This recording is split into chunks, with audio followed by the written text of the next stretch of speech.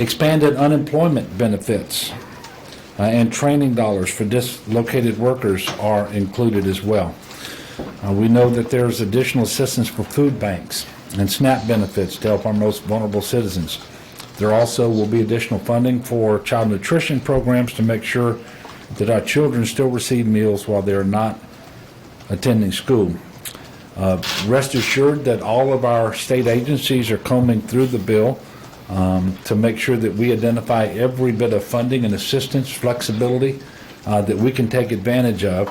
But let me just say we're very grateful to our congressional delegation for the work that they did in helping to get this important bill passed. As I just mentioned, we're in the process of studying what the bill contains for Louisiana, but we do know that Louisiana is estimated to get $1.8 billion in direct federal aid from the federal government. We've also been led to believe that that funding could be available to us in as little as 30 days. Obviously, that will be very helpful. We are one day deeper into this event, and while we don't know what the duration will be, we do know that we are doing everything within our power to respond to this crisis, and we need everyone. I implore everyone to do their part as well, and that means staying home, minimizing your travel, minimizing your social contact. The numbers that we report to you every day should underscore why slowing the spread of this virus is so important. And as of noon today, Louisiana has reported 2,746 cases of COVID-19. Now that is 441 cases more than yesterday. That is a 19% increase in the last 24 hours. Now there's some good news and some not so good news. It's a lower number from yesterday's increase of 510, and yesterday's growth was 28%, and today's was 19. But I want you all to keep in mind today's increase was only from half as many tests. So it's a mixed bag, and we are trying to figure out what it means. And there's a lot of information that you have to know, much of which I don't think we actually have right now. But I've asked my team, including Dr. B, to make sure that we're analyzing these numbers so we can glean as quickly as possible what the trends are. But I can tell you, as far as what we know, we still remain on the growth curve, that the trajectory that we don't like, the one that we need to flatten just as soon as possible. The other news that really there's no way to spin it or misinterpret it, we now have 119 deaths. That's an increase of 36 deaths since our last update. This is the largest increase in deaths yet to be reported on a daily basis. Yesterday we had 18 deaths. You will also see, if you look at the video monitor here, that New Orleans has surpassed 1,000 cases. I'd also point out that we now have 200 cases in the 4 most northwestern parishes. And I point that out just so that everyone understands that this is, in fact, spread all across the state of Louisiana. We have cases in all but 9 of our 64 parishes now. And nobody should think that they don't have the virus, the novel coronavirus, or that they don't have COVID-19 in their parishes. I can assure you it's in every parish, in every community across the state of Louisiana. Getting back to the deaths that we have reported, up to now 119 of them. Early analysis indicates that conditions among those COVID-19 deaths include diabetes, 41%, kidney disease, 31%, and obesity, 28%. Louisiana is third in the nation per capita for the number of cases. We are second, I believe, per capita in the number of deaths. Obviously, this is a public health emergency as it has been described, and it shows no signs yet of abating. And I want to encourage everyone to take this extremely seriously. You've heard me say it before, but medical surge is our number one priority in terms of what we as a state are doing. The number one priority in terms of what I'm asking the citizens of our state to do is to minimize the spread by practicing the mitigation measures that we put in place, the social distancing, the stay-at-home order, and so forth. But on the medical surge part of this, we remain on the trend line that we've been on for a few days, and that is under current modeling that we would run out of ventilators sometime around April the 2nd or 3rd in Region 1 down around New Orleans for those patients who need ventilators. Just to put into context to people how hard it is to acquire new ventilators, we have put in many days ago orders for 12,000 ventilators. I think 5,000 of those from the Strategic National Stockpile, the remainder from private vendors and manufacturers, and to date we have received exactly 192. Those 192 ventilators have all been allocated and delivered. We do expect a shipment of another 100 early next week, but we need several thousand ventilators. We're going to keep working on this, obviously.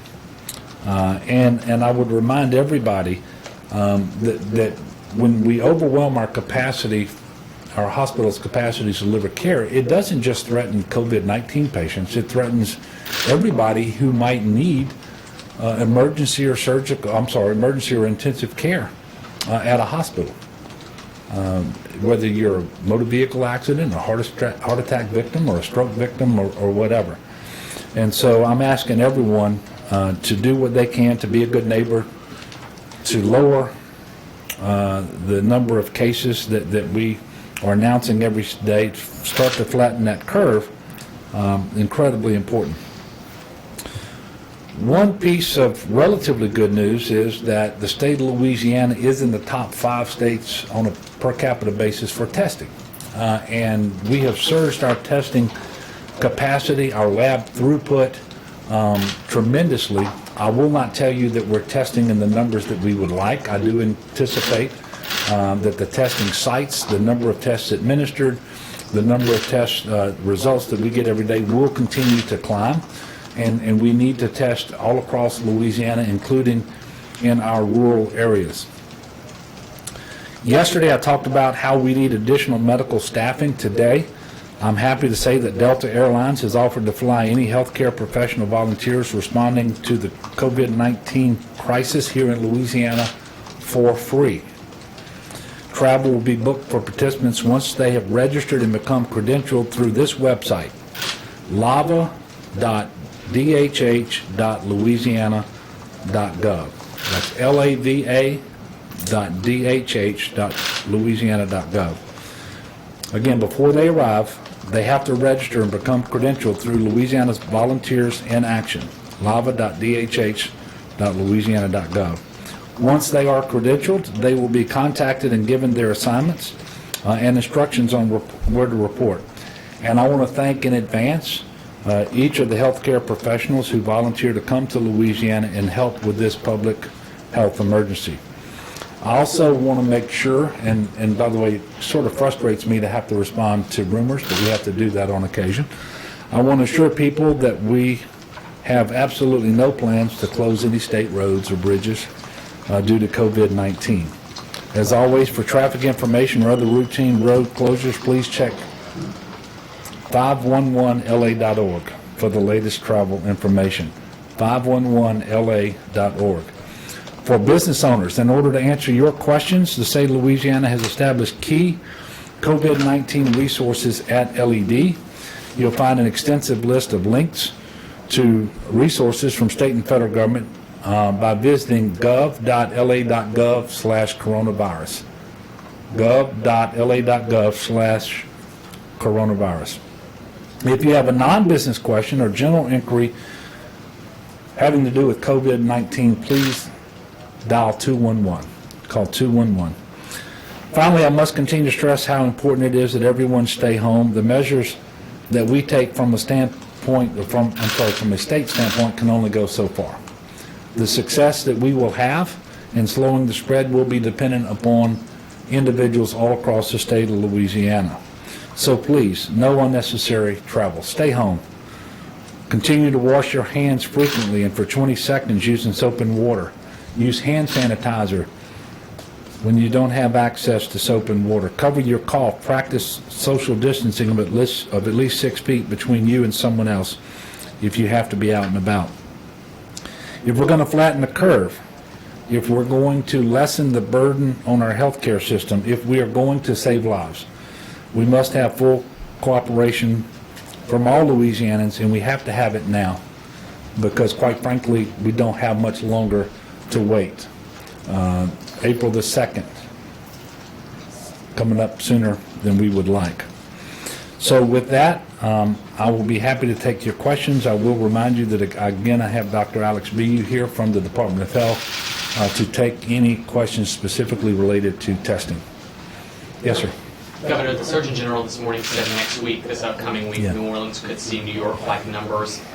From the data you're seeing and looking over, is that something that you might agree with? And if so, is that just in the New Orleans area or in other pockets, other swaths of the state? Well, look, we're number 3 in the country per capita right now. The trajectory we're on right now is one that takes us to a place where we're not going to be capable of delivering the health care that will be demanded of our hospitals. So I concur with him if we stay on this trajectory, and you know, it's not that hard to understand. It is a very difficult concept to come to grasp with because the situation is that serious and that dire. But I agree with him, and I will tell you the Surgeon General has made himself available to me specifically on a number of cases, and you remember that he was actually here in Louisiana, and I'm guessing it was 2 weeks ago yesterday. It seems like a long time ago, but it was just 2 weeks ago yesterday. He was in the state with us, and so I would have to say that I think he's probably right. But what we should start to see very soon, because we know that these mitigation measures work. We know that social distancing works to slow the spread. So we really should start seeing that show up in our data soon. And I'm looking for the day when my team comes to me and they tell me, aha, we see that curve start to flatten. But until then, we have every reason to believe that we're headed towards New York. Now, the way you ask the questions, we're not going to get to their numbers, but only because we don't have their population. And the reason that's important, and the reason I continue to focus on the per capita numbers, as I have stated before, that any state's healthcare delivery system is sized to meet its population. And so if you have the third most cases per capita, then that means that at least at that time, and so long as you're on that trajectory, that you're very likely to exceed your state's capacity to deliver health care. Yes, ma'am. Can you give an update on the plans with the convention center and what's happening there, and also the field hospitals that are promised from the federal government? Okay. So the field hospitals, what we got, we had requested 4 250-bed units. We were approved for 2. So these are going to be 500. So these are basically hospital cots. I don't want to say beds, but they're not an army cot either. They're somewhere in the middle with IV poles and some other things, and they are separate from staffing. So we will use those in the Morial Convention Center to set up our medical monitoring facility, and it's going to be very, very helpful to us.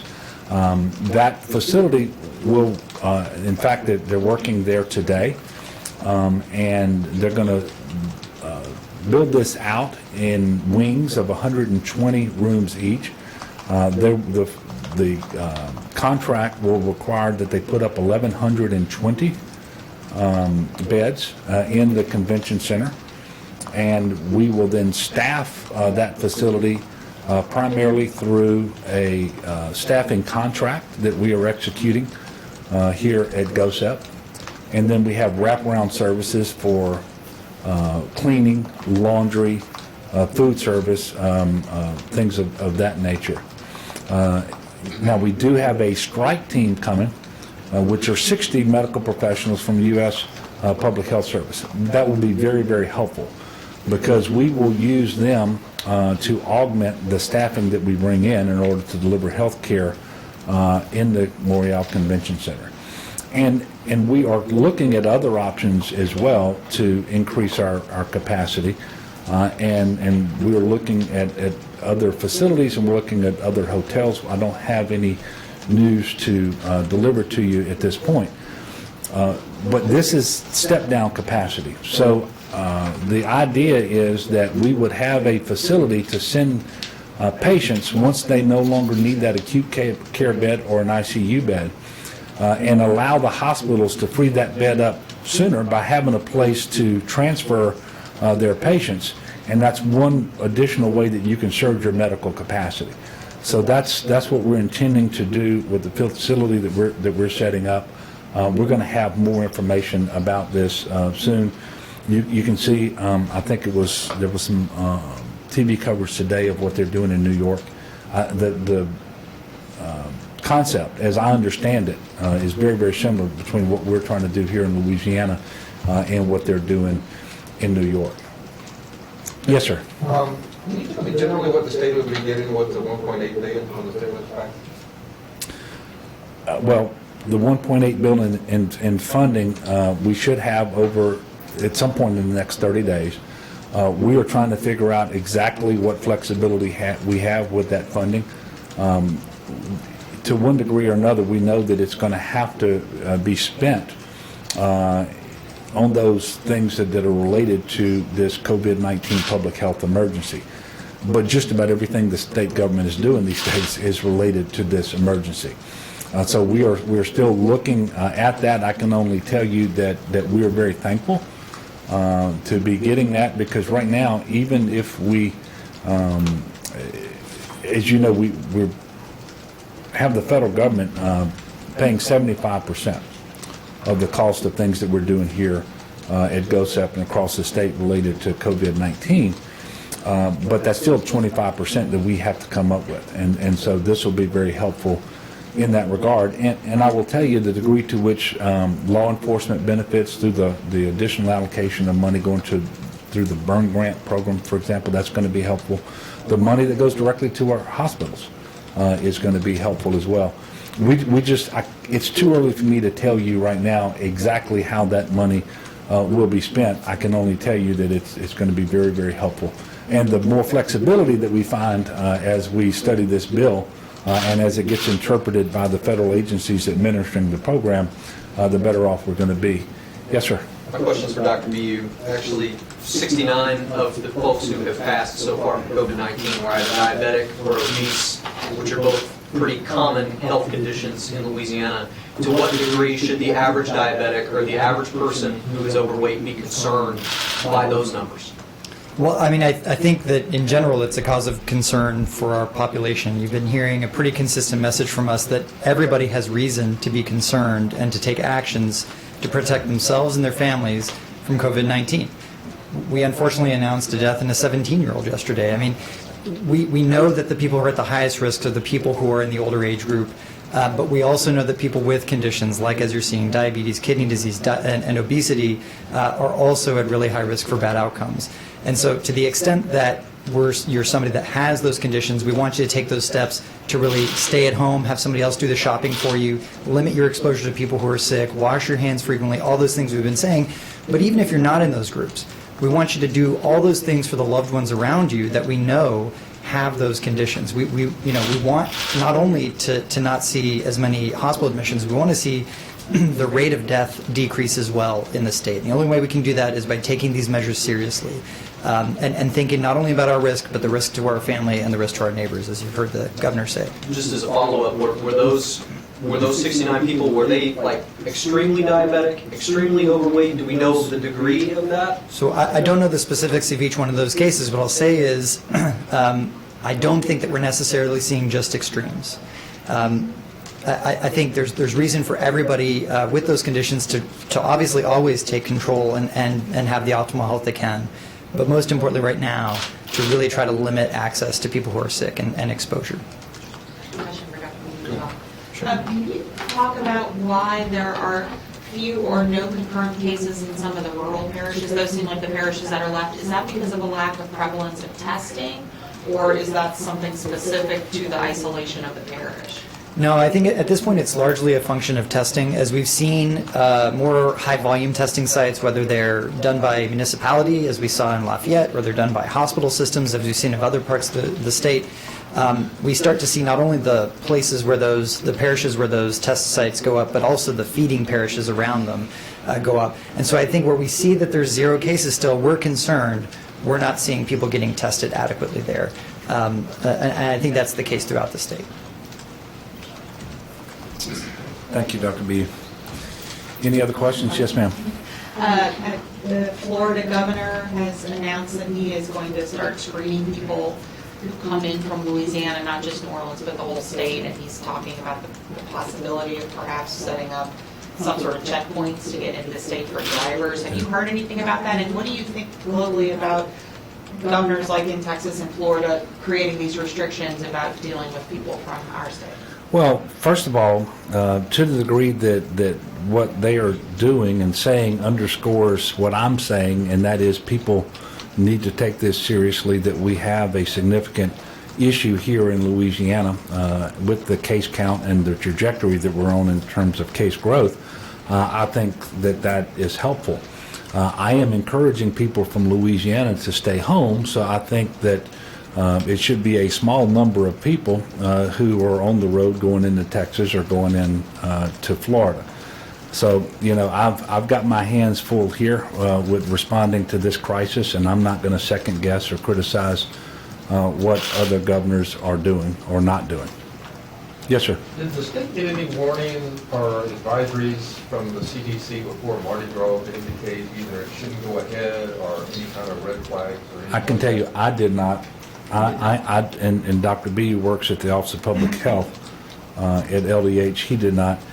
If I am not mistaken, at the time of Fat Tuesday, there were around 15 cases in the country, all of whom were either tied to direct travel or indirect travel, meaning they had come into the country from one of the hotspots, principally China, or they were in direct contact with someone who had. And so there was never any suggestion by anyone. And look, I think it's interesting to consider, and I know that there are working theories that the 1.5 million people who participated in Mardi Gras and traveled and so forth likely seeded the virus. I happen to think that that's probably correct, but trying to figure out how it got here right now isn't as important as making sure we're doing everything that we can to minimize the spread and appropriately respond by surging our medical capacity. And so I don't want to take time and attention away from the task at hand in order to discuss what is at present a theory. And I'm sure that some student is going to get a doctoral degree one day by doing a dissertation on this. Yes, ma'am. In terms of the prisons, now that we know that workers at least 2 state prisons have contracted the virus, what are you doing in particular in the prison populations to make sure, I mean, they're obviously very tightly congested. What are you doing to make sure that you can limit the spread there? Well, as of this morning, with the UCG meeting we had via conference call, there are no positive cases in our state prisons in terms of inmates. For inmates, but not the... That's correct. And so I need to make sure people understand that. Secondly, we were among the very first states in the nation, if not the first, to discontinue visitation, not just at our prisons, but also at our jails, and then with hospitals and nursing homes, for example. We know that PPE is going to the prisons so that they can care for inmates. We know that people are being screened for health to see if they have symptoms such as a fever and so forth as they come in to go to work. And if they have a fever, they're not allowed to go to work. They are paying particular care to those inmates who are in those most vulnerable categories, either because of age or chronic health condition or both. And so I can assure you that we're doing everything that we can in order to protect the people that we have in our custody at our state's prisons. It is a challenge, just like it's a challenge for everybody across the state of Louisiana. But I'm confident that the work that Secretary LeBlanc and his team's doing is really commensurate with the challenge that they face, and they're doing a good job. Yes, sir. A few days ago, you said you were encouraged by how the public is reacting to stay-at-home order, other mitigation efforts. Yesterday, talked a little bit about noncompliance. We're heading into the first weekend of your stay-at-home order being in effect. Just how critical is this weekend that people really hunker down? And then I know you've reiterated the message for now that people are off work, more so that it's a weekend. Yeah, look, every day is really, really important, and we can't do anything about what we did or didn't do yesterday, so I'm asking people to be focused on today, and if it helps, I can ask them to be focused on tomorrow, Saturday, and the following day, Sunday. But this is just something we have to do, and we don't really have a choice unless we just don't care whether people die who otherwise wouldn't need to die. And that's just not how Louisianans behave. That's not what we believe. We have a long history of dealing with emergencies and disasters and being good neighbors, and I fully expect that we're going to do that in this case. And being a good neighbor means you don't have unnecessary contact with one another. And whether that's your family members or your neighbors or friends or whatever, just don't do it. And I know that this is difficult for people. I know that this is a different way of living than we're accustomed to. But it's just critically important. And we are going to get through this. Exactly when, I can't tell you. And exactly what shape, I cannot tell you. But I can tell you it will be faster and better if more people comply. And there are an awful lot of Louisianans out there doing their part. But we know that we can do better. And so I'm urging everyone to do that. Last two questions. Okay, right here. Just wanted to backtrack to the prisons. Can you speak to the amount of testing that's been done for prisoners in state-run facilities and in parish jails? Yeah, I can't tell you the number of tests. I can only tell you that, like other testing protocols, when individuals meet the protocol, they are tested, whether they are inmates, whether they are staff workers, which means you have to have symptoms. The tests are just simply not designed to give you an accurate result before there are symptoms. And so that, but I don't have the numbers to give you, and I apologize for that. Yes, sir. Are we getting test results fast enough? Well, we would like to get them faster, and we keep reading about trials on tests that might be available in as little as 30 minutes, and boy, that would be great. I think that, for example, we were told 3 to 5 days before the individual's testing at the 3 drive-up federally supported testing sites, 2 in New Orleans and 1 in Jefferson. And we would really like that to happen faster. We do believe that those test results are coming in. You may recall that I think it was New Orleans set up their 2 test sites a week ago today, and Jefferson set up its site a week ago tomorrow, and it was a 3 to 5 day lag time between having your sample collected and having the test results made available to you, and we are starting to see those results being made known to those individuals. But obviously, just like we want to have the ability to increase our capacity for the collection of specimens to be tested and the throughput at our labs and the time to shorten between when a test is taken and the results are known and communicated. All of these things are improving tremendously over time. And I'm never going to say that we are where we want to be when you look at this map and it has that information on it. And so we always want to be better. And we are working on that every single day. I am heartened by the fact that we have the 5th most tests in the country right now on a per capita basis. That indicates just how hard we are working to improve our testing capacity and the lab throughput and so forth, because we don't like not knowing.